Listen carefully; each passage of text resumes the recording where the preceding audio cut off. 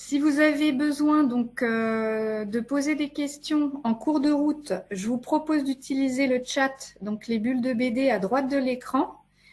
Et ce que je vous propose, c'est de commencer le webinaire avec le témoignage donc de Lolita Anselme de Floricote, qui est un chantier d'insertion en fleurs coupées. Et elle va dérouler son intervention. Et à la suite de cet échange qui va durer 3/4 d'heure, 1 heure, nous vous proposons une demi-heure, 3/4 d'heure d'échange en déroulant toutes les questions d'un coup, ce qui permettra de ne pas dépasser l'horaire prévu qui était de 13 heures maxi. Voilà. Je remercie avant tout donc les financeurs de cette intervention, la région Nouvelle-Aquitaine, l'État et le département de Charente-Maritime. Je remercie également Lolita Anselme et Floricote de nous accueillir pour ce témoignage. C'est une première, donc merci de votre indulgence. Et on vous propose donc maintenant d'écouter Lolita sur ce témoignage. C'est parti. Elle va brancher son casque, ce qui permettra d'éviter les bruits parasites chez nous.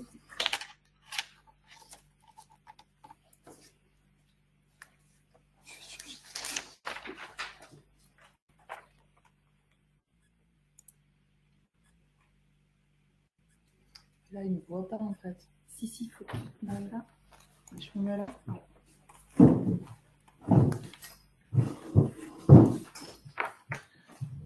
Bonjour à tous, j'espère que vous m'entendez bien. Bon, c'est une première pour moi aussi, je ne suis pas forcément très à l'aise de parler en public, donc je suis très heureuse de vous présenter notre activité en floriculture bio. Donc nous, on est une jeune association, on est juste dans notre 3e année de culture, donc je ne me sens pas encore très expérimentée pour vous présenter vraiment la production, mais bon, on a déjà un peu d'antécédents. Donc, je vais vous présenter un peu mon parcours, le montage de l'association, notre forme juridique, effectivement associative. Après, on va parler un peu des produits et de la commercialisation, des investissements de démarrage, de la partie charge de travail. On va après dérouler 2 itinéraires de culture, 2 exemples de conduite de système sur l'anémone et l'œillet de poète. Ensuite, on parlera un peu de transformation, la main-d'œuvre, nous, en insertion. Et puis après, on passera à tout ce qui est bilan échange.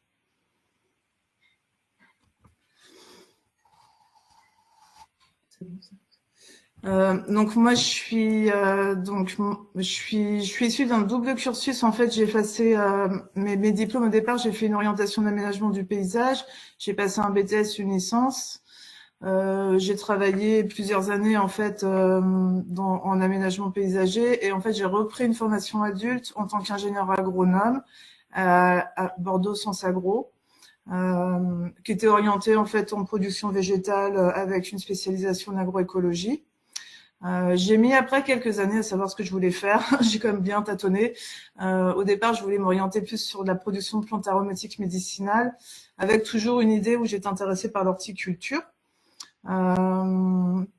Et puis après en fait c'est quand j'ai découvert en fait la fleur à couper, c'est venu naturellement quoi. Je me suis dit en fait c'est exactement ça que je veux faire, travailler sur une petite exploitation, peu mécanisée et travailler la fleur quoi que j'ai toujours adoré comme type de produit. Moi je suis pas originaire de Charente-Maritime, j'ai grandi en Île-de-France, mais j'avais de la famille en Charente-Maritime. Donc j'avais le souhait de m'installer sur ce département parce que j'ai de la famille qui est installée ici depuis longtemps. Je venais beaucoup en vacances en fait sur le département. Donc c'est un territoire d'attachement pour moi. J'avais une bonne connaissance de mon territoire d'implantation parce que quand je faisais mes études à Bordeaux, je travaillais en parallèle en Charente-Maritime. Donc je connaissais un petit peu les acteurs aussi du territoire. Et sur l'installation, j'ai été accompagnée avec les 3 P de la Chambre d'agriculture. Donc Karine Trouillard du GAB m'a accompagnée parce que j'étais en installation bio. Et j'ai aussi profité d'un accompagnement avec Pop Incube. C'est un incubateur en fait de projets d'innovation sociale. Donc ils m'ont accompagnée. C'était un accompagnement gratuit qui a duré 1 an. ce qui était vraiment important, quoi. En fait, ça nous permettait de voir vraiment toutes les dimensions du projet pour s'installer. J'ai aussi eu un accompagnement avec le CERF France sur la partie vraiment business plan. Ils m'ont aidé là-dessus. Donc moi, au départ, mes motivations quand j'ai créé l'activité, enfin monté le projet, c'était, j'avais en fait, dans mon expérience professionnelle, moi j'ai travaillé, on va dire, une vingtaine d'années en production végétale, mais j'ai travaillé surtout 5 ans en chantier d'insertion en tant qu'encadrante de chantier, donc sur la partie, l'aspect plus social. Donc j'avais un peu l'objectif de me dire bon bah on est sur une filière qui est en déclin, il faut relocaliser la production française de fleurs à couper. On a un problème d'attractivité de la filière. C'est une filière, enfin, qui attire plus les jeunes parce que c'est mal payé. Et je me disais bon bah en fait ça peut marcher quoi. L'insertion, nous on a du public, on a de la main d'œuvre et c'était l'objectif, c'était vraiment d'ouvrir les chantiers d'insertion sur une nouvelle activité qui attire plus de public féminin et qui soit situé en zone rurale. Donc nous ici, notre mission première, avant tout, comme on est une association, c'est d'embaucher et de former des personnes qui sont donc éloignées du marché de l'emploi et on les forme au métier d'horticulteur, assistant, bouquetier. Une des missions aussi qu'on s'est donnée, c'était de se dire qu'il fallait qu'on maîtrise notre chaîne de production, de la graine au bouquet, qu'on soit un maximum résilient là-dessus. Et puis, on peut produire des fleurs locales de saison qui soient bio. Puis dans des conditions effectivement environnementales et sociales qui soient favorables quoi. Et puis du coup avec l'objectif effectivement d'avoir un bilan carbone plutôt raisonnable. Et puis j'avais vraiment l'envie effectivement de me dire bon il y a un savoir-faire historique qui existe sur la floriculture, l'horticulture en France, c'est en train de disparaître, donc l'envie de transmettre. Et donc Floricote adhère au collectif de la fleur française bien sûr et on participe aussi bien effectivement à la promotion du slow flower comme vous tous. Donc le montage du projet, en fait moi j'ai démarré en 2020, j'étais sur une fin de CD en Île-de-France. En fait il y a eu le Covid et le Covid est arrivé très rapidement pour tout le monde et en fait moi j'étais pile en fin de contrat à ce moment-là.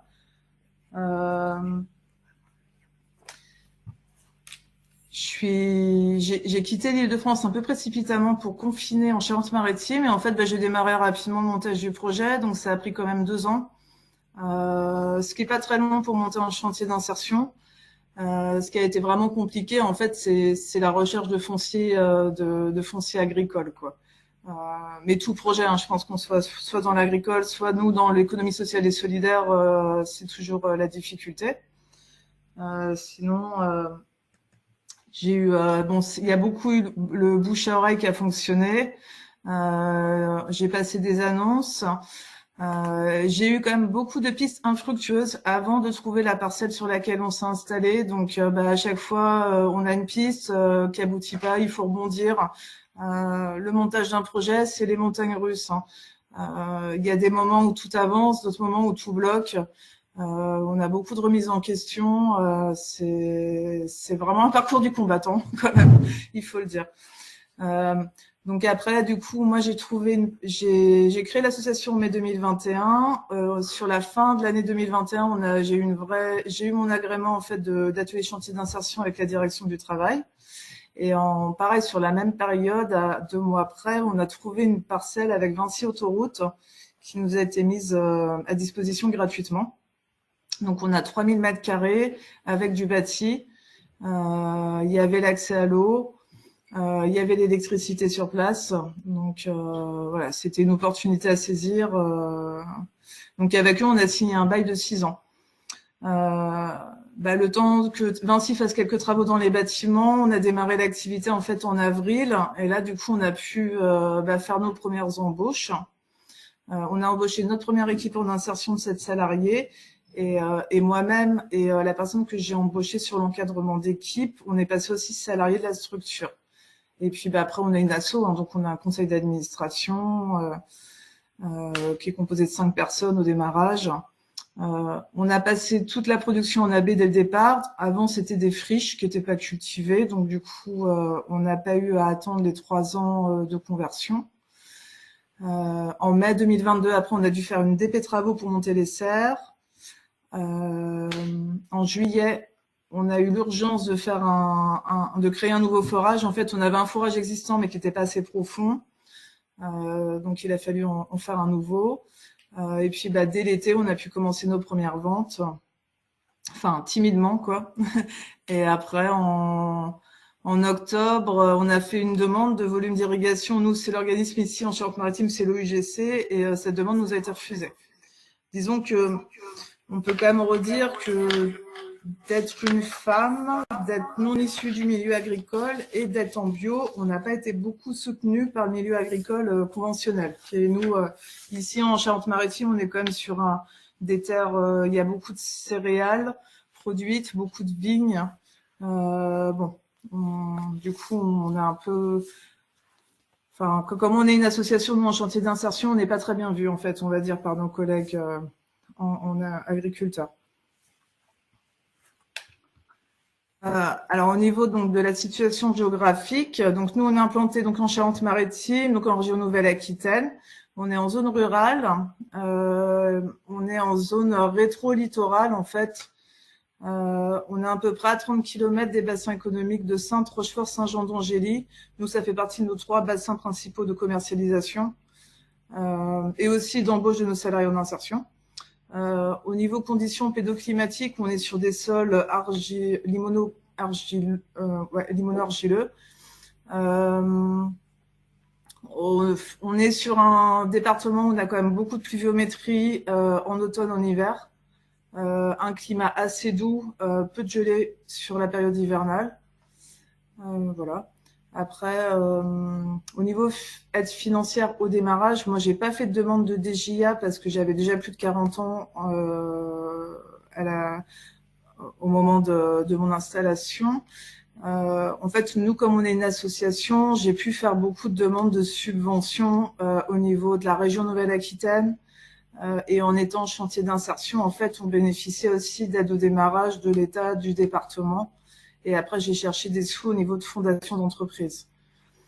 On a quand même fait un prêt de 90 000 euros à ma banque et à la caisse d'épargne pour couvrir nos besoins en fonds de roulement, au moins sur la première année. Donc là, actuellement, nous, on a démarré au siège de l'association, là, donc sur 0,3 hectares, avec donc une parcelle en friche. Là, on y a installé nos tunnels. On a un petit peu de parcellaire en plein air, mais très peu. Et on a surtout du bâti, quoi. On a une salle de transformation, un bâtiment principal où il y a nos bureaux, les salles pour l'équipe, du coup, et on a une petite cuisine, on a des sanitaires, on a installé notre séchoir aussi dans le bâtiment principal, et après on a des petits cabanons qui nous servent de stockage de matériel. Et après on a trouvé une deuxième parcelle un an après. Enfin même pas, non, en fait, en fin d'année, la première année d'installation, par le bouche à oreille, qu'on a trouvé en location sur une ancienne exploitation laitière qui était bio, voilà, où on a pu louer 1 hectare de terre supplémentaire. Donc au démarrage, on était donc 2 salariés temps plein, donc sur l'encadrement, chef de culture, et on avait, on va dire qu'on tourne à peu près à 10-12 salariés en insertion. Voilà. Bon, la photo est prise en hiver. On a tous une tête. Donc nos produits. Donc nous, en fait, quand j'ai monté le modèle de production, je savais que la fleur à couper serait pas rentable tout de suite, que ce serait pas suffisant pour notre chiffre d'affaires. Donc en fait, notre activité principale, c'est la fleur coupée. On fait donc de la fleur coupée fraîche et séchée. On fait aussi de la plante, des fleurs en pot annuelles vivaces. On fait un peu de plantes d'aromatiques médicinales. Et là, on a démarré aussi une activité de semences florales sauvages avec une entreprise qui est du côté en Charente. Semences Nature, qui est sous label végétal local. Et à côté, on fait aussi un peu de prestations d'aménagement paysager et de fleurissement. ce qui nous permet aussi d'écouler une partie de nos plantes en pot en fait qu'on autoproduit.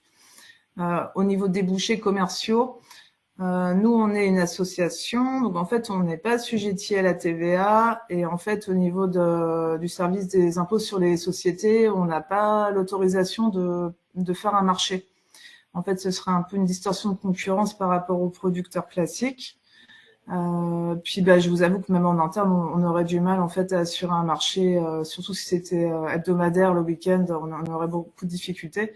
Donc là, nous, en fait, ce qu'on a choisi, donc, c'est de vendre aux professionnels, fleuristes, dans un rayon de 60 km autour de la ferme. On a démarré aussi avec un grossiste à Niort en fleurs à couper, Moinet, avec qui on travaille.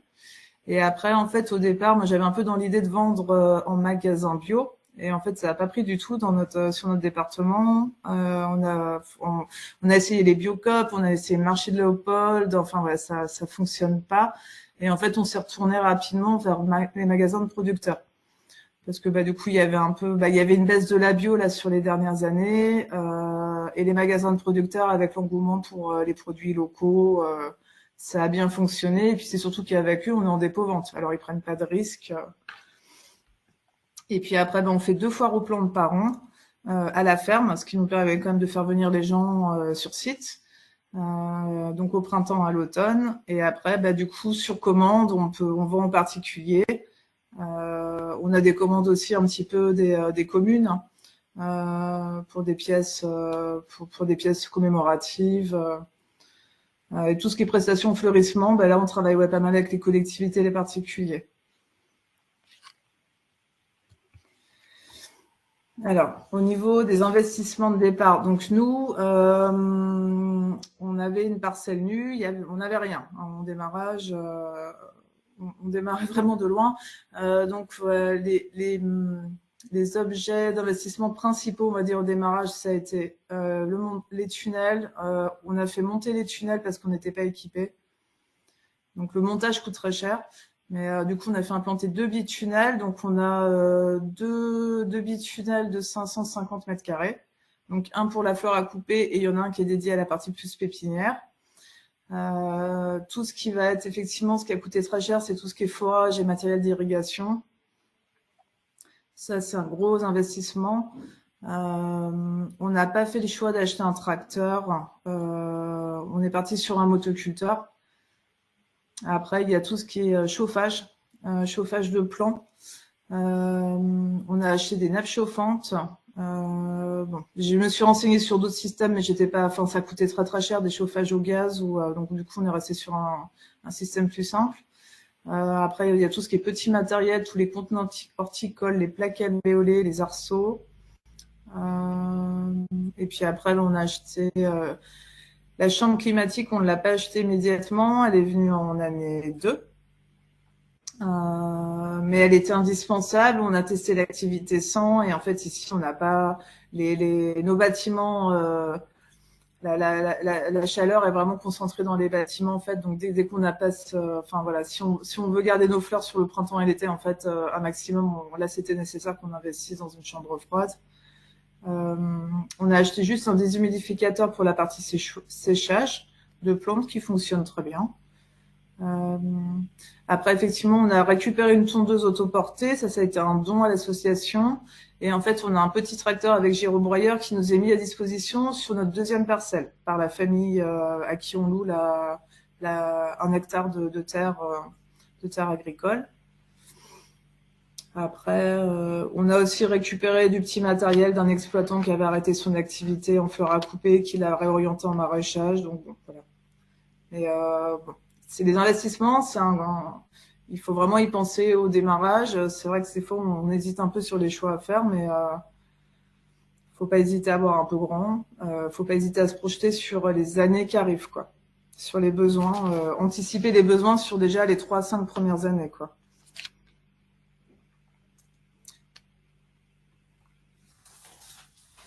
Donc au niveau de la charge de travail, donc nous, en étant une association, on emploie du personnel, on est salarié. Donc la première année, on avait des astreintes pour bosser le week-end parce qu'on n'avait pas l'arrosage qui était installé.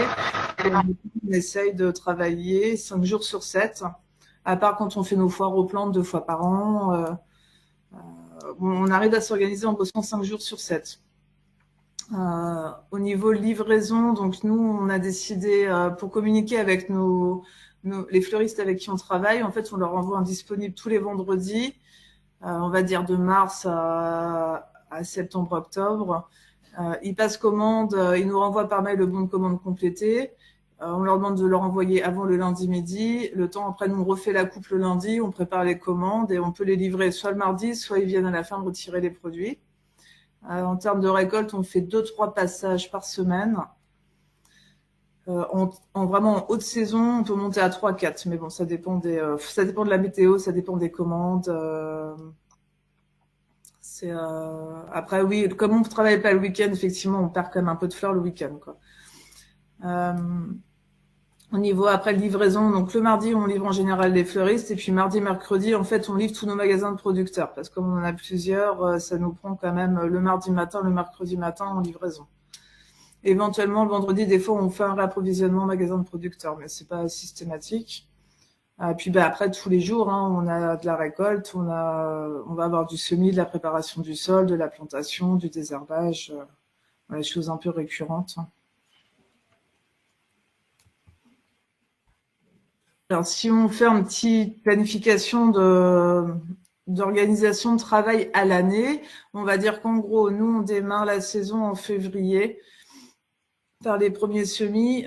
Au départ, on avait démarré un peu en janvier, mais là, vu les coûts de l'énergie, je vous avoue qu'on a décalé un peu nos plannings de production à février. Donc, on va dire, ouais, février à mai, on démarre les semis. Donc, tout ce qui est semis d'annuel. Après, les premières récoltes, elles démarrent en mars avec les tulipes, tulipes narcisses. Donc, ça va courir jusqu'au mois de mai. Après, rapidement, on arrache les bisannuels, on reprépare nos planches de culture et on commence les plantations en plein air. On va attendre les seins de glace, mais en fait, sous tunnel, on plante rapidement derrière. Hein. Dès qu'on a des planches qui se libèrent, on peut redémarrer la plantation. En avril, nous, on a notre foire annuelle qu'on fait en général vers le 15 avril. Et puis après, oui, avril-mai, là, c'est vraiment le gros pic saisonnier d'activité, quoi. D'autant que nous, on fait de la plante en pot, donc vraiment la plante en pot, c'est vraiment au printemps qu'on la vend le mieux. À partir de fin mai, juin, on a un petit creux de production parce qu'on a fini les plantes bisannuelles et en fait, on attend encore les fleurs annuelles. Donc des fois, on a un petit creux qui tombe avec la fête des mères. Voilà, c'est pas toujours évident d'avoir de la production à ce moment-là, quoi. Après, juillet, août, là, on a un gros pic de récolte estivale. C'est là, nous, qu'on récolte toutes nos fleurs à sécher. Donc, il y a quand même une bonne, on va dire, à la moitié de nos récoltes estivales, ça part au séchage, en fait. Et puis, dès le mois de juillet, on redémarre les semis des bisannuels. Et puis après, septembre, là, en ce moment, on sème les annuels rustiques, on fait les rempotages, on démarre nos semis directs. Et puis là, ça y est, c'est reparti. Hein. On arrache les annuels, on prépare nos planches de culture, on redémarre les plantations. Donc c'est un peu le deuxième printemps, quoi, hein, l'automne, hein, pour nous. Et puis après, du coup, en période plus creuse, en hiver, nous, on a quand même un petit peu de récolte d'anémones, comme on est sur un climat assez doux. Et puis, on s'occupe de travailler tout ce qui est fleurs à sécher sur la période. Là, en fait, on démarre maintenant en fait les fleurs à sécher et on arrive à les travailler. En fait, elles vont jusqu'aux fêtes de Noël. Après, on a la Saint-Valentin, on a encore de la fleur à sécher. Puis, on arrive à écouler de la production jusqu'au printemps, à écouler notre stock de fleurs à sécher. Et puis après, en décembre, janvier, on est reparti à nouveau sur la planification des cultures des annuelles. Ça, c'est quand même un gros boulot là hivernal. Et puis, tout l'aspect effectivement comptabilité. Voilà. Après, ça dépend. Nous, on marche en année civile, quoi. Donc, c'est vrai qu'en fin d'année, on a un gros point compta à faire. Donc voilà, c'est un peu un calendrier type, on va dire.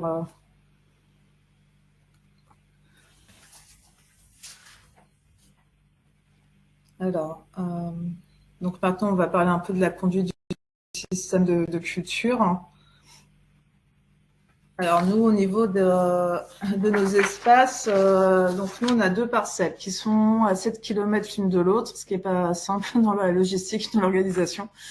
Parce qu'on n'a qu'un véhicule qui nous sert et pour la livraison et pour la production.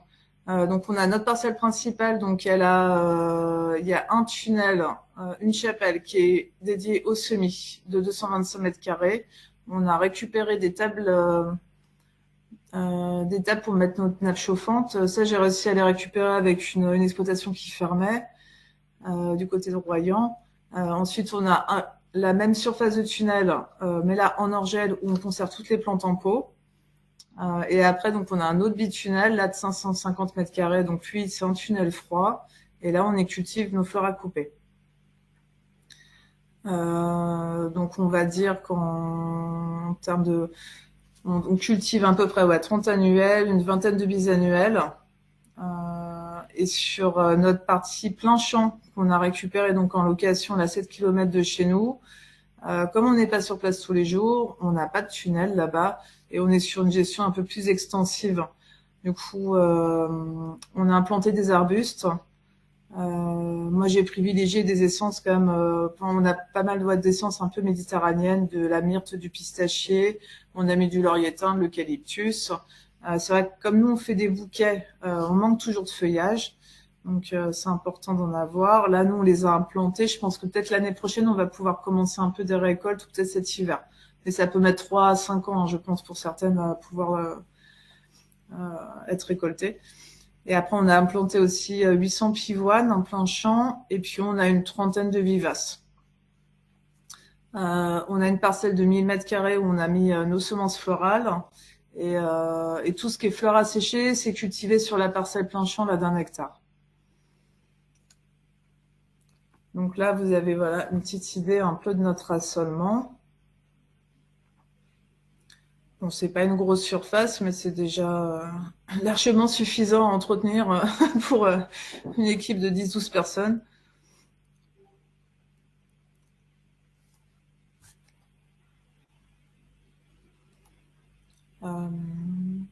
Alors les semences florales, en fait, on fait attention. Ce qu'on cultive le plus, c'est le calendula, le souci. Après, on a 8 ou 9 espèces, je sais plus, de semences florales qu'on cultive. Donc, l'orlaïa, on en fait pour les semences florales. Bah, du coup, si on en cultive nous pour la fleur à couper, du coup, on va pas les mettre sur le même site de production, quoi, pour être sûr qu'il n'y ait pas d'interférence entre les 2 productions.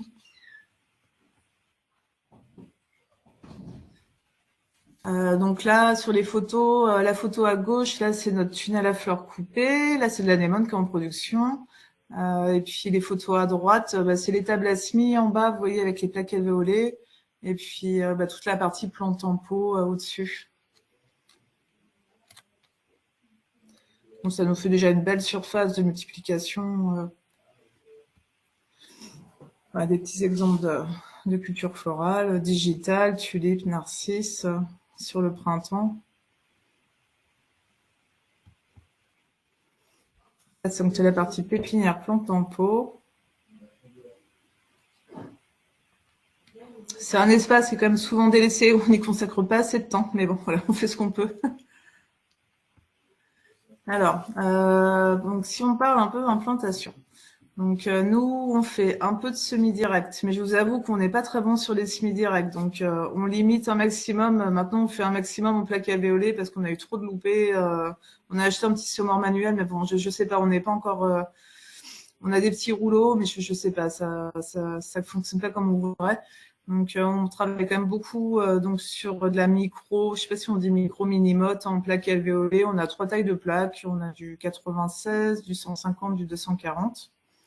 Quand on plante en général, alors tout ce qu'on implante sur notre parcelle qui est à 7 km de chez nous d'1 hectare, on met sur toile tissée.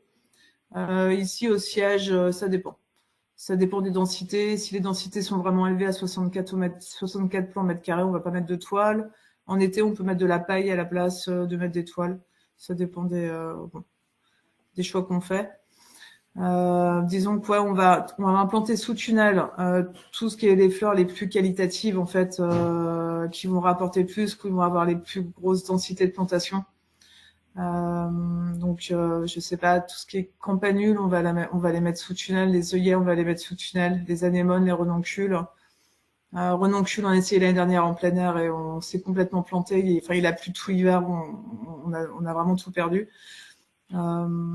Après, faut tester. Hein. Je vous avoue que, mais d'avoir sous tunnel froid, c'est vrai c'est un peu comme c'est indiqué dans le diapo. Effectivement, c'est un peu comme comme du légume primaire, quoi. On peut un peu étendre la saison de production quand même de 3-4 semaines.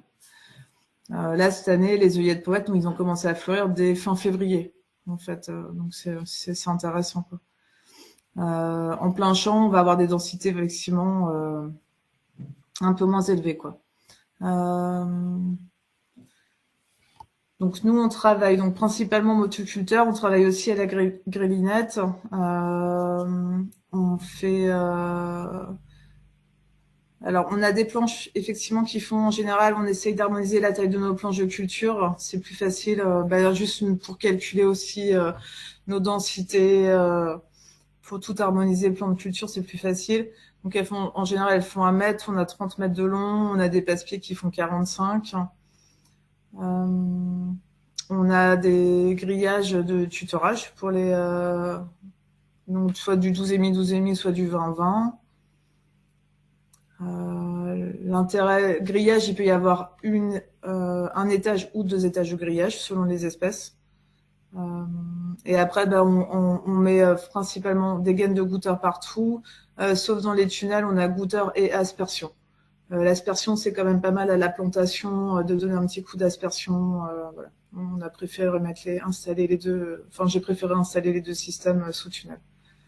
On utilise aussi des arceaux de tunnel nantais avec du je sais plus si c'est du P17 ou du P30 qu'on met dessus en vol d'hivernage.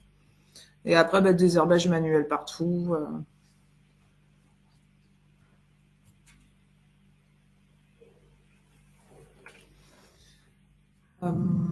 Donc, en termes de rotation, on a un minima 2 rotations par an. On essaye d'en faire 3 sous tunnel. Donc, je vous avoue qu'on n'y arrive pas encore partout, mais bon, ce serait le plus intéressant. Donc, les exemples de fleurs qu'on travaille, donc au printemps, on a on a tulipe, narcisse, on fait de la digitale, du pied d'alouette, l'œillet de poète. Et puis sur l'été, on essaye de faire du lisianthus, mais là, je vous avoue que c'est compliqué, lisianthus en bio. Mais on arrive à en sortir un petit peu, mais on a des taux de levée là qui sont vraiment médiocres. Et puis, entre le moment où on les sème, c'est dans les premiers semis qu'on fait, le moment où on les implante, le moment où on les récolte au mois d'août, faut être patient, quoi. C'est vraiment difficile à produire. On fait de la matricaire sur le printemps, un peu de tournesol. Après, oui, dahlia, statice immortelle, tout ça. Enfin, statice immortelle, c'est pour la fleur à sécher plus. On fait un peu de zinnia, on fait du cosmos, un peu de scabieuse. On fait pas mal de séries de reine marguerite. Ça, il y a de la demande dessus. Bon, après, voilà, faut voir ce que vous aimez vous cultiver. Moi, je sais pas, j'aime pas l'amarante, par exemple. J'aime pas trop la célosie. Bon, voilà, on n'en fait pas, mais potentiellement, peut-être que dans quelques années, on en fera parce que j'aurais changé d'avis. Voilà, faut se dire que ça évolue. Après, il y a un peu des espèces un peu phares, quoi, auxquelles on coupe pas. Alors au niveau fertilité, donc comme on est en bio, nous on travaille principalement, en fait, on apporte du compost au printemps, à l'automne. Oui, le beau chevaux, il nous sert pour tout ce qui est prestation au fleurissement. On utilise de l'engrais 7,7,10 en plein champ. En fait, c'est parce qu'on a un petit problème de blocage du phosphore dans le sol. Donc, il y a un monsieur qui nous conseille tous les ans, là, à la Chambre d'agriculture, qui est spécialisé en maraîchage bio. Donc, on a une visite par an avec lui. Bon, ça nous permet de faire un petit point, effectivement, sur nos pratiques, quoi. Donc, ça, c'est intéressant. On a fait faire une analyse de sol sur nos 2 parcelles au démarrage. Et effectivement, nous, il y a des choses ici qu'on réussit pas du tout, quoi. Le giroflée, on a essayé 2 ans de suite, on n'y arrive pas. On a des hivers qui sont trop humides. À chaque fois, on a de la pourriture qui arrive. Bon, il y a des choses, faut faut se dire que bon, c'est pas fait par rapport ça correspond pas à notre sol ou à nos conditions un peu pédoclimatiques. Puis alors tout ce qui est effectivement ravageur, après, nous on utilise pas mal de décoctions de plantes. Alors les décoctions, on les utilise à la plantation pour stimuler la reprise, et puis après, bah, c'est ce qu'on va utiliser en premier dès qu'on a un ravageur ou une maladie qui apparaît, et après les huiles essentielles, disons qu'elles vont venir dans un deuxième temps. Ça va être un peu plus agressif, quoi.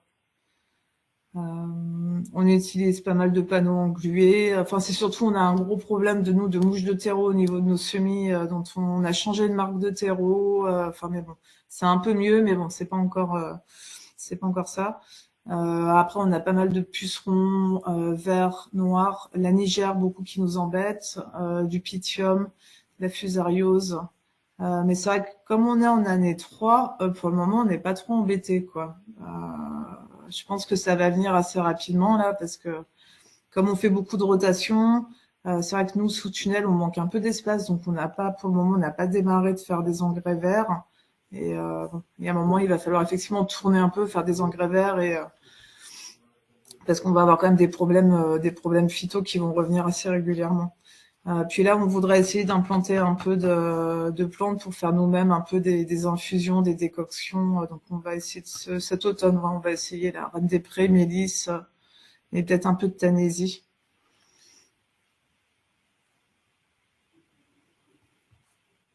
Alors là, on va vous présenter du coup 2 itinéraires de culture, l'anémone et puis l'œillet de poète. L'anémone, nous, enfin, je sais pas, moi, c'est une plante que j'affectionne beaucoup. Donc là, bah, cette semaine, on vient de planter nos anémones, là, donc on les plante début septembre. On a planté de la pâte d'anémone sèche, donc on l'a fait tremper 24 heures avant la plantation. Donc on les a mis sous tunnel, on les met à 42 plants par mètre carré. On met pas de grillage sur l'anémone, il n'y a pas besoin de tutorage. On met pas de toile tissée non plus. On a juste nos gaines de goutteur. On n'a pas de problème de ravageur sur l'anémone, ça va. Après, normalement, enfin les autres années, nous avec nos antécédents, elles ont commencé à fleurir en novembre, doucement. Après, on a une petite floraison sur l'hiver qui est un peu timide, et après, elle commence vraiment à donner à partir de février-mars selon la météo. Mais nous, c'est vrai que c'est intéressant parce que ça nous permet d'avoir de la récolte en hiver, ça nous permet de continuer à approvisionner nos magasins avec des petits bouquets. Donc voilà, comme ça on n'a pas de coupure en magasin, ils continuent à avoir les petits bouquets de floricotes pour les gens qui ont l'habitude de nous acheter des fleurs. Ça fait la continuité sur la période plus creuse.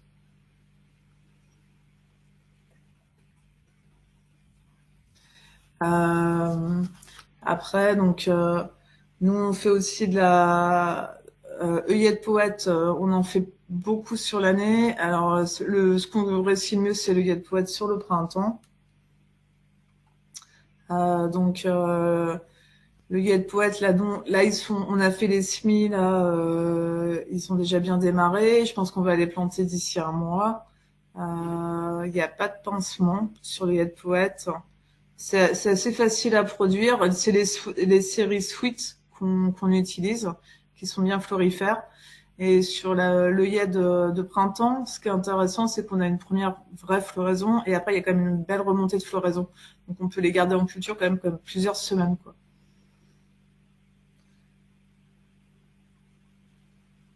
Et puis bah pareil, ça c'est une plante, enfin on les plante du coup assez dense, hein. On est à 64 au mètre carré, et nous c'est notre maximum de densité, quoi.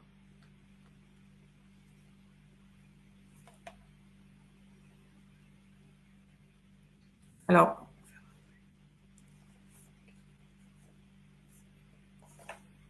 donc après on va parler un peu de transformation. Bon, là vous avez quelques petits exemples de bouquets frais là qu'on a réalisés. Donc les fleurs rouges là, c'est les anémones. Là, bah, du coup on arrive à les faire avec du lierre en feuillage ou du laurier thym, c'est sympa en hiver.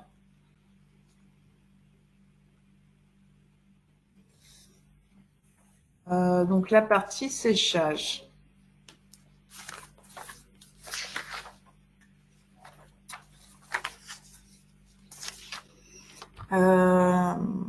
moi, si j'ai fait le choix des fleurs à sécher, c'est que j'avais, quand je me suis installée, je voyais que ça revenait à la mode. Que c'était une plante qui était un peu, enfin, un produit qui était un peu tombé en désuétude, puis là, qui revient. Puis je me disais surtout, en fait, ça peut être pas mal parce que on les récolte en été. L'été, il y a quand même un gros creux au niveau de nos ventes. On a beaucoup de fleurs à vendre et sur la période du mois d'août où les fleuristes, enfin, il y a plein de fleuristes qui ferment. Il y a quand même un gros creux d'activité sur le mois d'août avec les grossistes aussi. Donc je me disais bon, moins la fleur à sécher, celle-là, on les perd pas, on les met au séchage, ça nous sécurise. Après, bon, ça fait. On a eu des belles récoltes cette année. Alors, je sais pas si c'est la pluie qu'on a eu ce printemps, mais ouais, elles ont vraiment très très bien donné. Donc nous, on est. Après, il y a rien de compliqué sur la fleur à sécher, hein. Nous, on les a mis. On a un grenier, on a installé des fils à linge, on fait nos bottes, on les effeuille, en général complètement. Et on les installe la tête en bas au grenier, dans le noir, avec le déshumidificateur. Après, bah, selon les variétés, le temps de séchage enfin, ça prend quelques semaines, c'est pas très très long. Donc nous, là, en ce moment, bah là, ça y est, on a commencé nos premiers bouquets secs de la saison. Ah oui, pour la fleur à sécher, oui, il faut bien penser de pas récolter trop tôt le matin. S'il y a encore enfin voilà, s'il y a de la rosée le matin, faut faire attention. C'est comme les semences florales, vaut mieux attendre qu'on soit plus sur le milieu fin de matinée. Bon, après, bon, on qualifie nos fleurs comme pour la fleur fraîche, sauf qu'on effeuille complètement, en général, les tiges.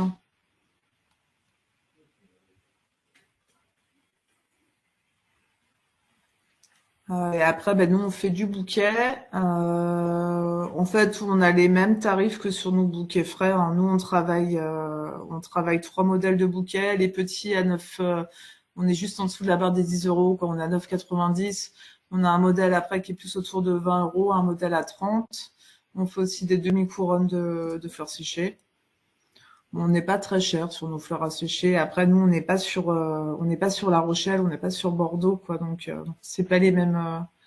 Les gens ont pas le même porte-monnaie, quoi, sur nos bassins de vente.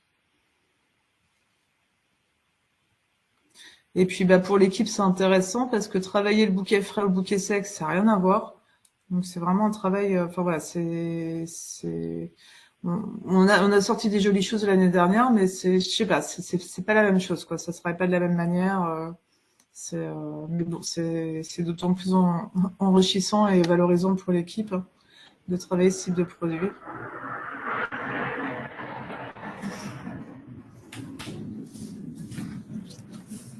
Alors au niveau de la main-d'œuvre, bah, c'est ce qu'on disait tout à l'heure, hein. Moi, quand j'ai démarré l'activité, c'est que je me disais qu'on avait travailler en floriculture, ça demande beaucoup de main-d'œuvre. On a peu d'opérations mécanisées. Qu'en insertion, bah, du coup, on avait du personnel à former, mais on avait effectivement, à contrario, on a beaucoup de salariés, nous, dans l'équipe, voire trop. Et que bah, du coup, moi, je voulais c'était proposer un modèle un peu hybride et voir si ça pouvait fonctionner en floriculture, horticulture.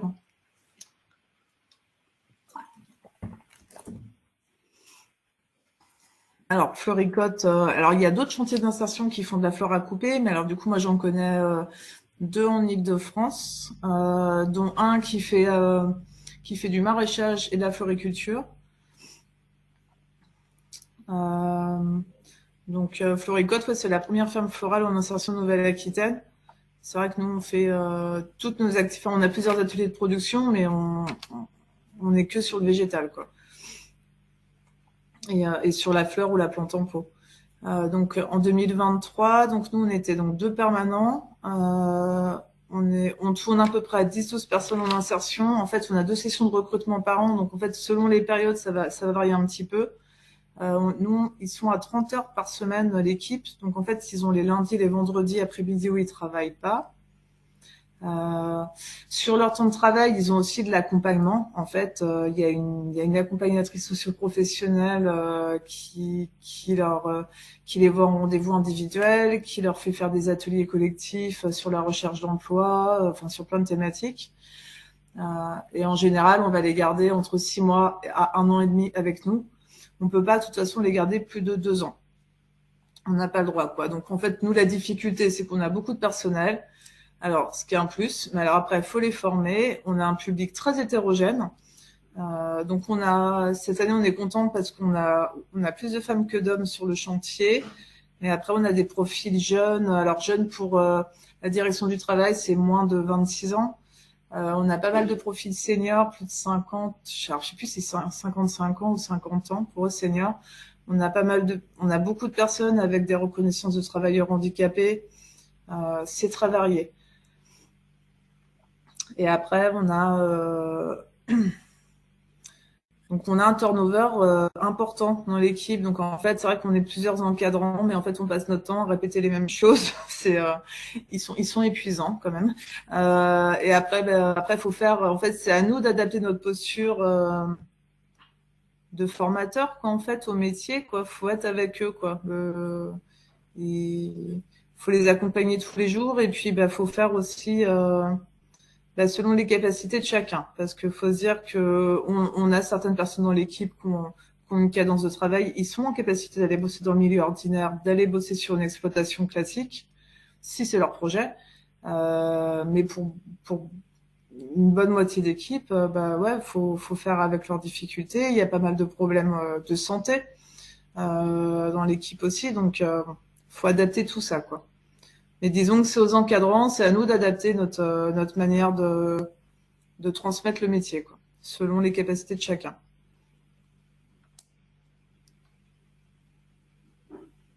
Et c'est quand même, voilà, c'est quand même très très riche comme expérience d'accueillir du public en insertion. On rencontre des personnes qu'on n'aurait jamais rencontrées ailleurs. Alors, donc, au niveau indicateur éco, donc nous, on est certifié par EcoCert. Donc, je crois que ça représente à peu près 500 € par an. Alors, en termes de bots, je pense que je vais faire un meilleur suivi pour cette année. Je pense qu'on a dû sortir, en fait, il y a une petite coquille, pardon, on a dû sortir à peu près 1500 bots par an l'année dernière. On a augmenté notre chiffre magasin de producteurs, nous, cette année. Donc, c'est vrai que le truc, c'est que après, au niveau facturation, j'ai de la vente en direct, j'ai de la vente en magasin, j'ai de la vente avec un logiciel du coup, j'ai du mal encore à tout référencer, en termes de nombre de tiges, de nombre de bottes, de nombre de bouquets qui sortent. Et puis, il vous faudrait des données un peu plus fines sur la partie chiffre d'affaires, quoi. Après, on va dire que le gros poste de dépense au niveau des charges d'approvisionnement, c'est les semences et les bulbes. Depuis 2-3 ans, il y a quand même effectivement tout ce qui est fuel, électricité qui a beaucoup augmenté. Et puis après, effectivement, même toutes les matières premières, hein. Le terreau a beaucoup augmenté, la sac de terreau. Donc, disons que les principales charges d'approvisionnement, effectivement, c'est ça, c'est les semences, le terreau. Et puis après, effectivement, le fuel, l'électricité. Nous, la partie énergie, là, sur l'assaut, je crois qu'on est quasiment à 10 000 € par an, quoi. Donc, c'est énorme, quoi, et puis, nous, on se redit que le modèle éco, normalement, là, on est en année 3, j'espère qu'en année 5, voilà, on sera viable en année 5. Là, pour le moment, c'est pas encore le cas, mais on progresse, quoi. Et après, nos prix de vente en magasin, donc on a un premier prix à 9-10 €. Moi, je voulais que les bouquets, on est sur du petit bouquet champêtre, hein. On n'est pas fleuriste. Donc un prix d'appel à 9-10 € en magasin. Voilà, les gens, ils peuvent se permettre de s'offrir un petit bouquet. Et après, on a un deuxième prix à 20 € et après 30 € pour les particuliers. Puis après, on peut faire des commandes. On peut avoir quelques commandes dans l'année pour des mariages aussi, de certaines pièces. Mais bon, c'est plus anecdotique, quoi.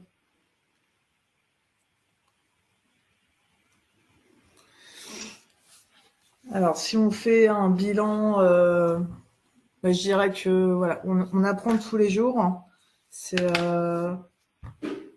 on se remet tous en question tous les jours, ce qui est normal. Enfin, tous les jours, moi, je me dis, voilà, qu'est-ce que je fais? Je baisse l'arrosage ou pas, mes durées d'arrosage. Je plante à quel moment? Enfin, voilà, c'est normal, quoi. On est tous les jours en train de se remettre en question et de se dire, bon, est-ce que je refais ça à la même période que l'année dernière ou pas? Nous, on a fait le choix. Moi, j'ai fait le choix de monter une asso et d'être en chantier d'insertion parce que je ne me voyais pas être exploitante agricole. Ça me correspondait pas. Je voulais pas travailler toute seule. De toute façon, je voulais travailler en équipe et je voulais surtout être salariée, quoi. Parce que j'avais quand même bien galéré pendant 10 ans avec beaucoup de CDD, beaucoup de périodes de chômage. Donc, je voulais me sécuriser là-dessus. Après, nous, c'est une grosse difficulté parce qu'on est salarié depuis le départ. Donc, on a quand même on a des charges, enfin, une masse salariale en salaire, voilà, c'est 70% de nos charges, quoi, nos salaires dans la structure. On a fait le choix, effectivement, d'avoir un assolement avec pas mal d'arbustes et de vivaces. Moi, c'était aussi pour nous sécuriser sur les périodes, les pics de chaleur en été, consommer moins d'eau. Et puis limiter effectivement, là du coup on est sur des plantations pérennes, ça nous permet d'avoir des plantations qui vont rester en place 3 à 5 ans, voire 15 ans pour les arbustes. Donc ça, on va voir encore ce que ça donne pour les arbustes parce qu'on n'a pas démarré la commercialisation là-dessus. Ce que je me dis, c'est qu'au départ, j'avais un peu l'idée de vendre en magasin bio et puis en fait, c'est pas du tout vers ça qu'on s'est dirigé. J'ai sous-estimé au départ, effectivement. Les fleuristes, là, ils commencent à venir vers nous, mais je vous avoue que entre le discours et puis les faits derrière, on travaille vraiment concrètement. On doit travailler avec une dizaine de fleuristes, ce qui est pas suffisant. Donc, faut vraiment bien étudier son bassin, quoi. Son bassin de commercialisation. Nous, sur le département, on a un producteur historique, là, qui est l'île de Ré, qui est notre concurrent principal.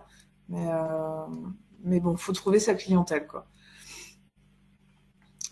Après, la fleur à sécher, je pense que c'était une bonne idée, et puis que effectivement ça fonctionne bien. Puis nous, ça nous permet effectivement d'avoir vraiment quand même de la fleur à travailler toute la saison, toute l'année avec notre équipe. Faut bien réfléchir effectivement à son calcul de prix de revient. Aller se renseigner, aller sur les marchés de gros. Enfin, faut référencer les prix de la fleur, hein. Faut pas hésiter. C'est pas évident de définir ces prix. Par contre, oui, nous, on calcule tous nos coûts de production, hein, parce qu'effectivement, ça nous permet de nous dire effectivement telle espèce elle est rentable, telle autre elle l'est pas du tout, on arrête, quoi. Je pense pas qu'on vende nos fleurs plus chères parce qu'elles sont bio. Là, je me dis en année 3, on commence à avoir des bons retours sur la qualité. Voilà, ça commence à fonctionner, quoi. Faut se dire que il y a des cultures qu'on va rater, c'est systématique. Après, comme on est très diversifié sur des petites fermes florales, il y a tout ce qu'on réussit, d'autres on se plante, mais voilà, de toute façon, il y aura toujours des loupés, quoi. Donc, de toute façon, tous les ans, que ce soit nous à la prod ou la météo, ou des dégâts sur les cultures liés aux ravageurs, voilà, il y en aura toujours, quoi. Je dirais qu'il faut quand même être indulgent envers soi-même, hein. Vous n'allez pas devenir horticulteur expérimenté immédiatement. Même moi, au bout de 3 ans, je commence à me dire qu'il y a certaines choses, ça y est, je peux en parler, je me sens plus confiante, quoi. Mais un bon horticulteur ou un bon floriculteur, il va être bon en année 5, en année 7. Hein. Faut pas, voilà, faut être un peu patient. Et puis, faut être patient, indulgent, quoi, je dirais, ouais. Et puis après, nous, il y a toujours des projets en développement. Donc nous, cette année, faut qu'on travaille on a créé un site internet et là, faut qu'on développe la boutique en ligne. Et puis là, on vient d'installer une nouvelle chapelle. Et puis on a embauché aussi un deuxième encadrant en temps plein. Donc du coup, voilà, ça se passe bien, quoi. Maintenant, faut qu'on se consolide. On a été en gros développement les 2 premières années, donc maintenant, faut vraiment consolider notre modèle. Alors, c'est vrai que moi j'ai un cursus agro, mais je manque d'expérience. Clairement, j'aurais dû aller plus bosser sur des exploitations. Je manque un peu d'expérience. J'ai pas un BPREA ou un BTS en horticulture. Donc, faut vraiment. C'est bien d'avoir une formation de base, si possible, mais ce qu'il va surtout vous falloir, c'est des stages et de l'expérience sur des exploitations différentes. Ça peut être aussi autant en maraîchage qu'en fleurs, sur plusieurs périodes dans l'année. Faut pas hésiter. Puis faut y aller, faut se confronter à la réalité du terrain parce que c'est pas un métier facile, hein. Physiquement, c'est très difficile. Et puis pas hésiter à aller rencontrer des exploitants, aller parler de votre projet, de votre modèle, voir qu'est-ce qu'ils produisent, sur quelle surface, avec quel matériel. Ça peut que enrichir et vous faire avancer, quoi. Et puis, il faut se dire que vous avez un modèle en tête au départ, et puis que celui-là, de toute façon, il va continuer d'évoluer, quoi. C'est jamais figé. Après, qu'est-ce qu'on peut dire d'autre? Oui, moi, je pense que vivre de la fleur dès le démarrage, enfin moi, ça me paraît un peu compliqué, quoi. C'est vrai que souvent, il y a une activité maraîchage qui permet de générer plus de chiffre d'affaires au démarrage avant que la fleur elle commence à être vraiment plus rémunératrice. Faut réfléchir à ce modèle, quoi. Ou faire des ateliers, ou faire, faire de l'événementiel, je sais pas. Faut vraiment réfléchir. Euh, et après, faut faire le bilan de ce qui fonctionne chaque année, ça c'est important. Consigner vos données de culture aussi un maximum parce que bon après on le fait, hein, puis en fait en général au début de saison on le fait bien et puis après il y a toujours un moment là sur le pic où on oublie de tout noter, mais c'est important. Et puis vraiment travailler vos circuits de distribution parce que ça peut prendre un peu de temps selon où on est implanté. Faut quand même être dans des régions un peu dynamiques, hein.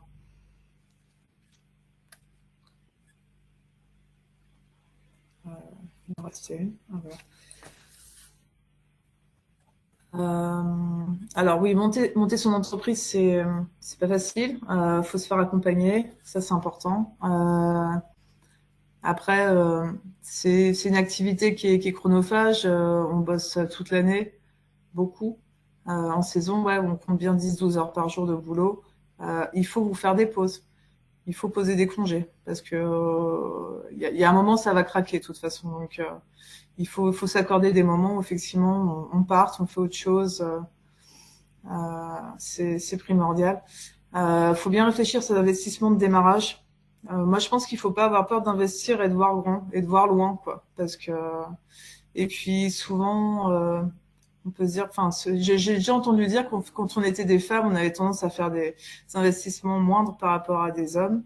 Bon, je sais pas, mais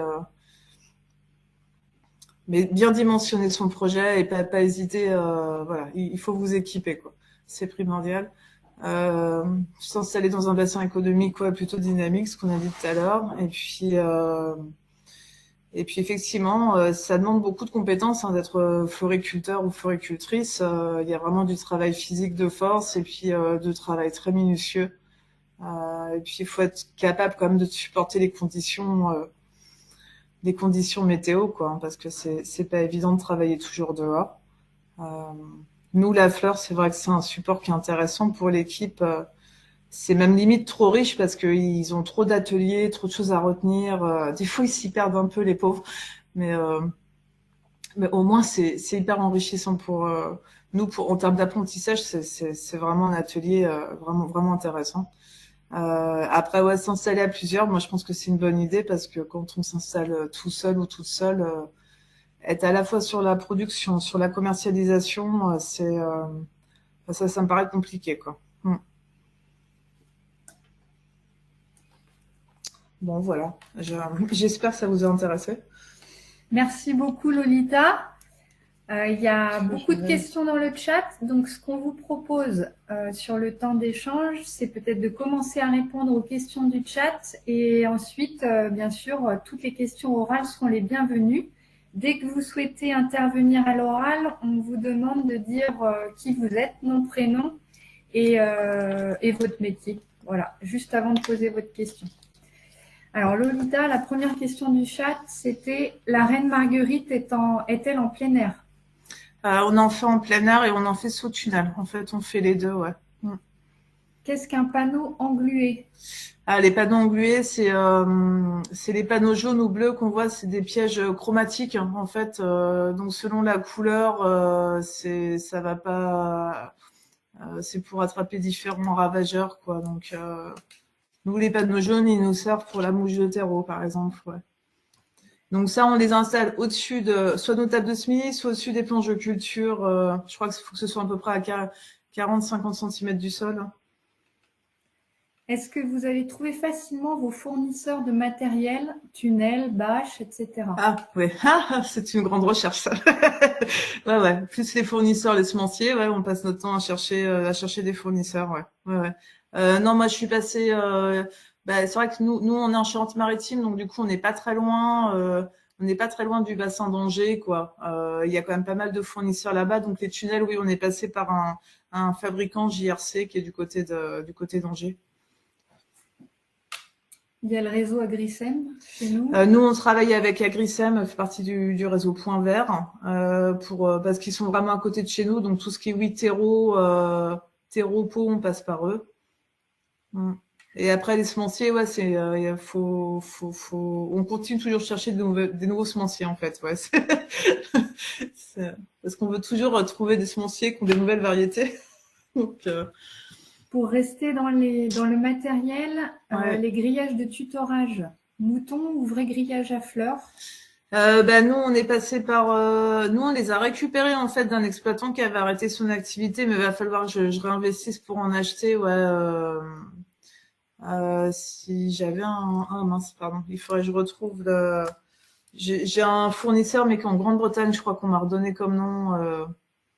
Pardon, je l'ai plus en tête, faut que je retrouve. Pour grillage à mouton. Mais c'est un peu dur à trouver, quoi. Ouais, je vous avoue, le grillage, ouais, c'est pas évident.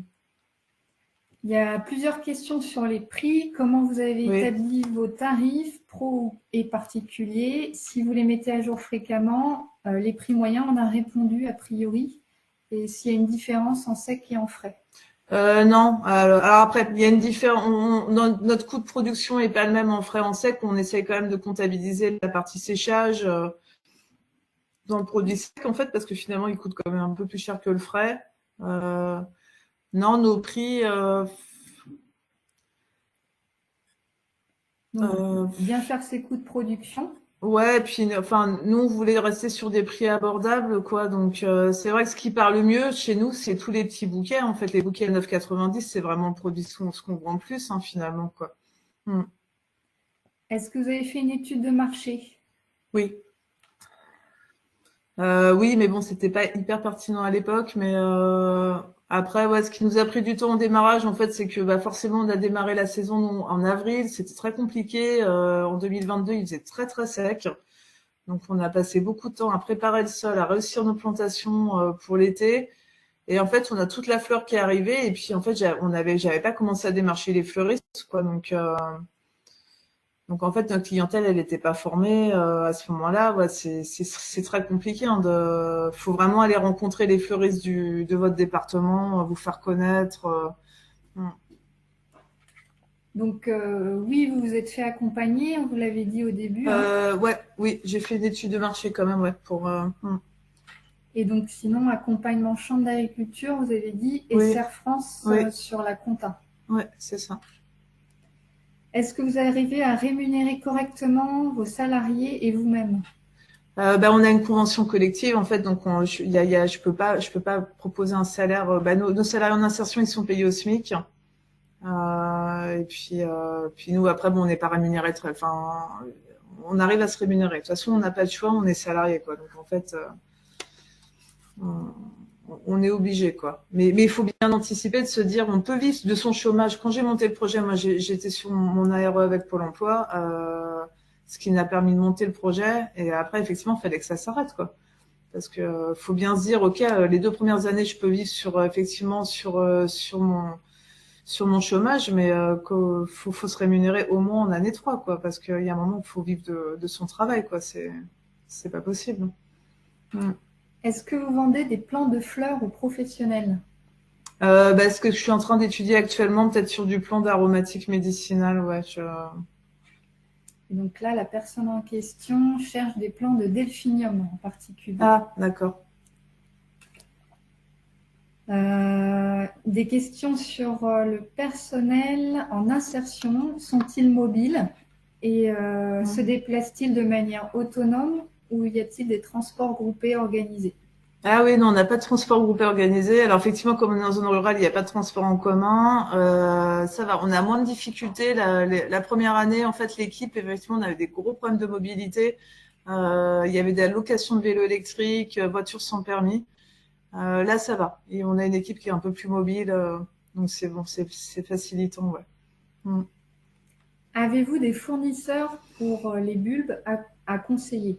Nous, on passe par Green Garden, qui est en Hollande. Un peu Ernest Turc, mais bon, le problème d'Ernest, c'est qu'ils sont quand même très très chers. Donc, on leur achète un petit peu de bulbes, mais je peux pas tout prendre chez eux.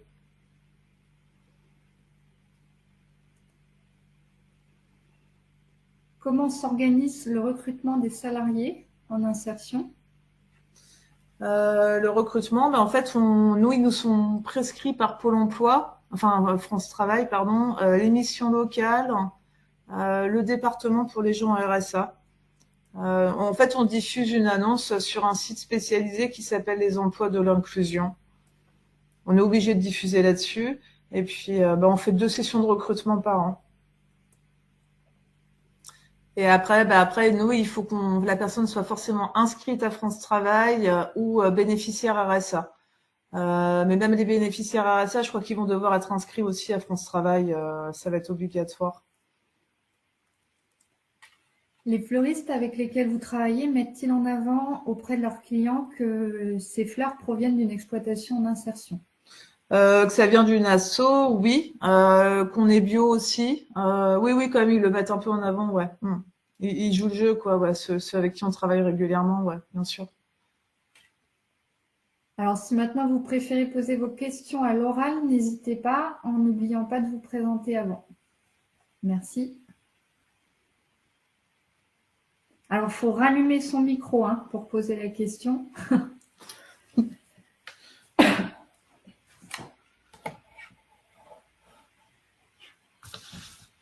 Je peux enlever le... Bonjour, Esmi, je suis éducatrice spécialisée, donc je viens plutôt du côté du social. Je connais rien aux fleurs ni à l'agriculture. Et je me demandais si vous aviez peut-être une formation à conseiller ou par où commencer pour... Question? Oui, la formation qui serait peut-être... qui parle, mais on ne vous entend pas, Esme. C'est qui qu'on entend alors? Sur... Esme, est-ce que vous pouvez répéter votre question, s'il vous plaît? Oui, je me posais la question de la formation. Je sais pourquoi. Moi, je l'entends, c'est vrai. Tu l'entends? Ouais. Ah, c'est... La formation, je sais qu'il y a les Adangers qui est réputé, où ils font, je crois qu'il y a un BTS de production. Je crois qu'ils ont une formation en bio. Et après, il y a pas mal de BPREA, ou les BP production florale, légumière, fruitière. Ça, je sais que ça existe. À Saintes, en Charente-Maritime, il y a un BP horticulture, arboriculture, culture légumière, qui est nouveau de cette année-là, 2024. Donc à Saintes, en Charente-Maritime. Merci.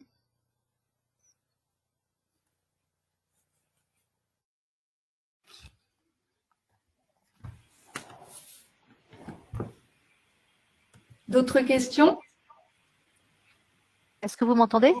Oui. Oui. À propos des formations, avant de lancer justement des formations, est-ce que vous avez au niveau plus large, au niveau national, évalué la capacité d'installation et la rentabilité avant d'installer justement des nouveaux producteurs? Est-ce qu'il y a eu des études faites au niveau national sur la nécessité d'implanter, enfin, est-ce qu'il y a moi, je savais que sur le département, je m'entends en écho. Je savais qu'il y avait des producteurs de plantes en pot. En floriculteur, j'en connaissais un. Maintenant, je pense qu'on doit être 4. Donc oui, il y avait une opportunité pour moi en fleurs à couper, il y avait quasiment personne. Donc oui, oui. Mais ça, oui, il faut vous renseigner sur votre territoire d'intervention. Hmm. Alors, de plus en plus maintenant, sur le site de l'agence bio, agencebio.org, avec le moteur de recherche sur l'annuaire, vous pouvez identifier les producteurs de fleurs. Et puis, il y a le collectif de la fleur française qui répertorie également pas mal de gens. Donc, en recoupant toutes ces informations, vous arrivez à connaître un peu votre environnement. D'accord. Non, parce que je pensais aussi au problème qu'il peut y avoir aujourd'hui sur. On a installé énormément de producteurs de PAM. Depuis Oui. 10-15 ans, il y a eu énormément de formations partout. Et voilà, donc je me pose la question. Moi, personnellement, je me suis pas présentée, excusez-moi. Je suis productrice de fleurs comestibles, donc c'est un petit peu différent, Ouais. mais on est proche. Et on est justement en train de monter un réseau de producteurs de fleurs comestibles, et on se pose la question de savoir s'il faut lancer des formations là-dessus, dans l'idée de pas mettre sur le marché des producteurs qui n'auraient pas justement. Est-ce qu'il y a réellement un marché à venir?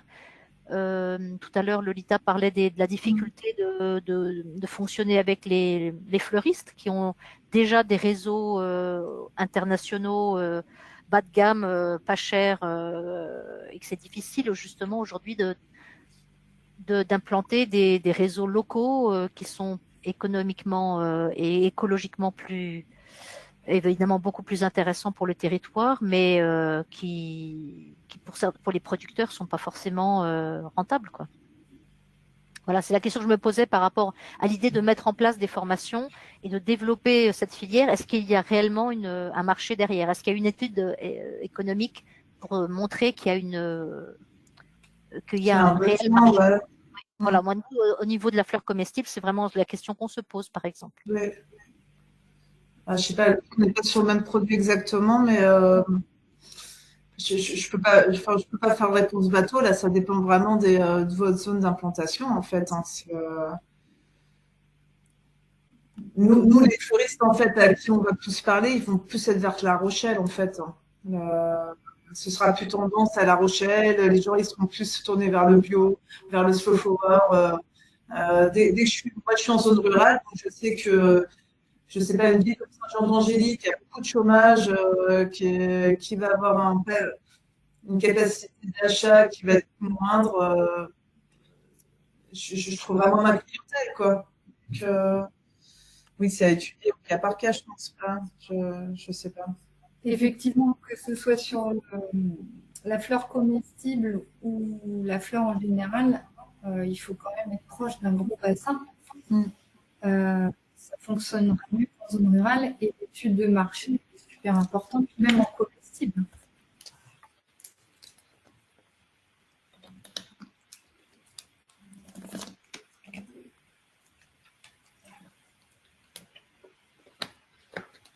En fait, comme disait Lolita, il ne faut pas avoir peur d'aller rencontrer les futurs acheteurs et de se présenter, de présenter son produit.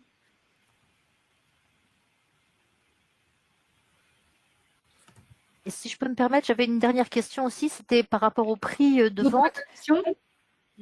Au prix de vente, une question par rapport au prix de vente, le 9,90 annoncé, c'est le prix de vente acheté par le client dans le magasin ou c'est le prix de vente de l'association au magasin? Non, oui, bah, du coup, on n'a pas de TVA, donc c'est un prix TTC vendu au magasin. Après, du coup, au magasin, on va payer des charges. Donc ça, oui, en fait, c'est pas... Donc l'association Fleuricote sur les 9,90 récupère 9,90 moins 30-32%? Ouais, c'est ça. On paye autour de 25 € de charge avec les magasins. Ça dépend Ouais, ça dépend des magasins. Ouais. Okay. Oui, c'est pas 9,90 qui rentre dans la poche de Fleuricote, on est bien d'accord. Non. Non, mais c'est bon, c'était pour préciser peut-être pour ceux qui n'ont pas forcément l'habitude. Oui, pardon, je ne l'ai pas précisé tout à l'heure, mais oui, effectivement. Oui, on paye une adhésion au magasin et puis des charges. On participe aux frais fixes du magasin, effectivement. Oui, ce qui est normal, bien sûr. Ok, merci. Il y a une question sur le chiffre d'affaires. Est-il à la hauteur des investissements réalisés?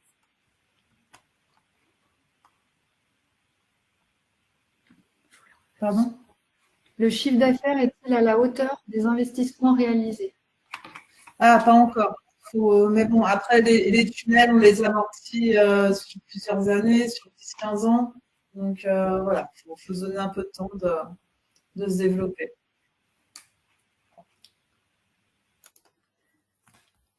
Et, après, oui, c'est des investissements, faut voir sur le long terme, quoi, en fait, quand on investit, ouais. Et puis, notre chiffre d'affaires, oui, il progresse, mais après, oui, effectivement, nous, il faudrait qu'on atteigne un chiffre d'affaires autour de 100 000 euros, quoi, pour être rentable. Je pense cette année, on va être à peu près à la moitié. Voilà, faut persévérer. Alors, combien de fleurs dans un bouquet à 9,90? Combien? Mince, faudrait que je reprenne mes modèles. On va être entre 10-15 tiges, je pense, à peu près.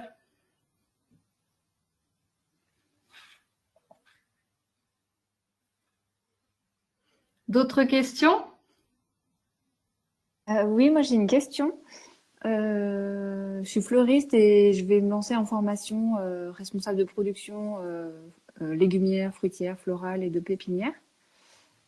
Et j'ai une question toute simple. Je voulais savoir si vous preniez des stagiaires éventuellement. J'ai rien compris. Est-ce que tu prends des stagiaires?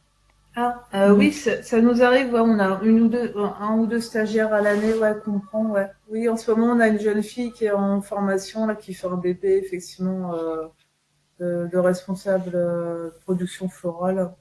Ouais. Mais à l'année du coup. Et ouais, après, nous c'est vrai qu'il y a pas mal de floriculteurs, je vois, qui fonctionnent beaucoup avec les stagiaires ou les woofers. Nous, comme ça, qu'on a comme déjà une masse salariale qui est importante avec notre équipe en insertion, on prend pas beaucoup de stagiaires à côté dans l'année, quoi. D'accord. Puis il faut qu'on soit en capacité d'encadrer la personne en stage quand même, quoi, correctement, quoi. Donc, Oui. Ouais. Et oui, ça peut être envisagé, ouais. Ok. Je peux intervenir? Oui. Bonjour. Moi, je démarre ma ferme florale. Je pense que vous pouvez, si vous cherchez dans le collectif, dans l'annuaire du collectif de la flore française, démarcher les fermes florales de votre région pour trouver un stage. Oui, ok. Merci beaucoup. Voilà. Je suis désolée, j'ai pas entendu. D'autres questions?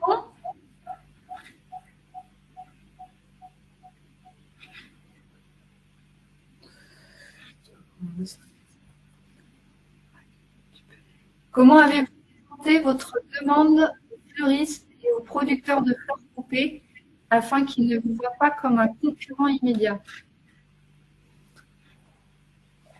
Alors, c'est vrai que les fleuristes, on a une petite problématique, comme on fait un peu de bouquetterie, ça les dérange un petit peu. Mais après, bon, on n'est pas quand même sur les mêmes types de composition florale qu'un fleuriste classique. Après, en fait, on a été les démarcher directement au magasin, on a été les rencontrer, on se fait une petite tournée de tous les fleuristes qu'on a référencés et puis on va se présenter.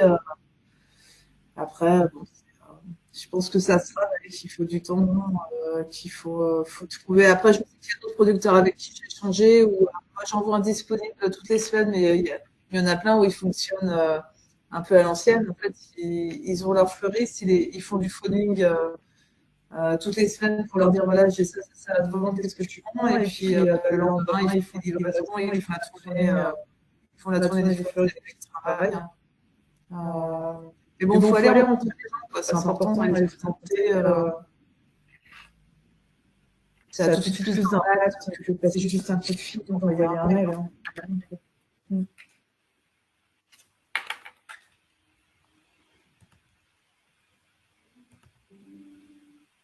Une autre question?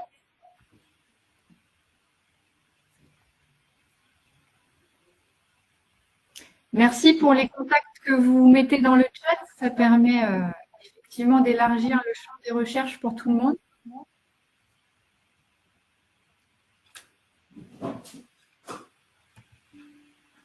D'autres questions?